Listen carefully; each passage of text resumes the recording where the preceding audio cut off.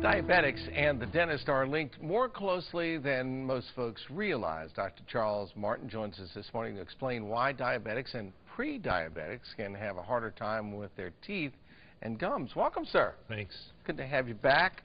Let's talk about this for a second, and the link between diabetics and the people with their teeth. Why is diabetes so bad on people's teeth, or so rough? The key concept here is infection. So anyone who's diabetic is more likely to get an infection. Many people, in fact, a large majority of the adult population has chronic low-grade infections with their teeth. Don't even know they've got them. So the concept here is infection. And here's the thing about it. If you're diabetic, you're more likely to get infection, and it's harder to treat.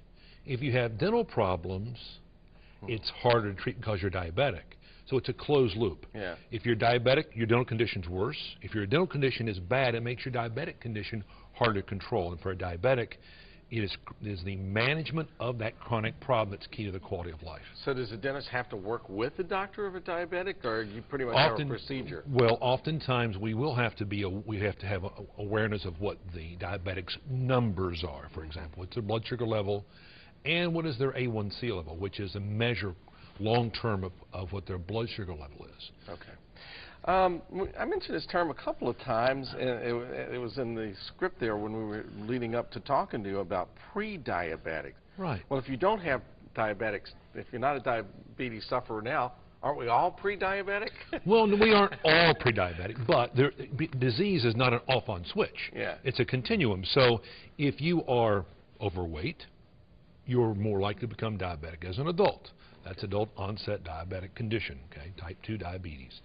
And the thing about that is that if you have dental problems, chronic low-grade infections, not only are you creating problems for yourself with potential diabetes, particularly if there's a family history of it, but you're also creating a number of other problems. So it's the chronic infection that's a problem that creates other conditions in the body. So pre-diabetic needs a special attention too.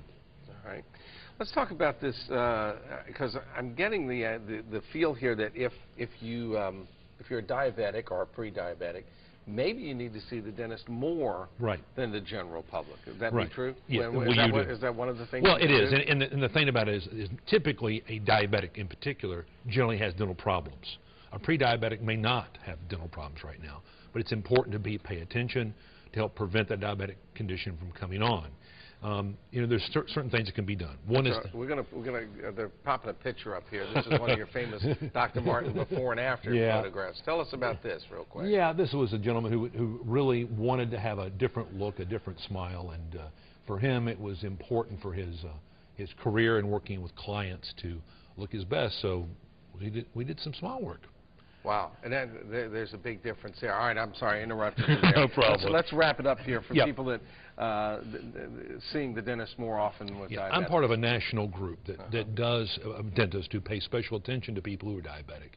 And it is important to find the dentist who is going to work with you, help understand the problems that diabetic faces, and then create a plan that makes sense for you as far as keeping dental health in place and your smile where you want it.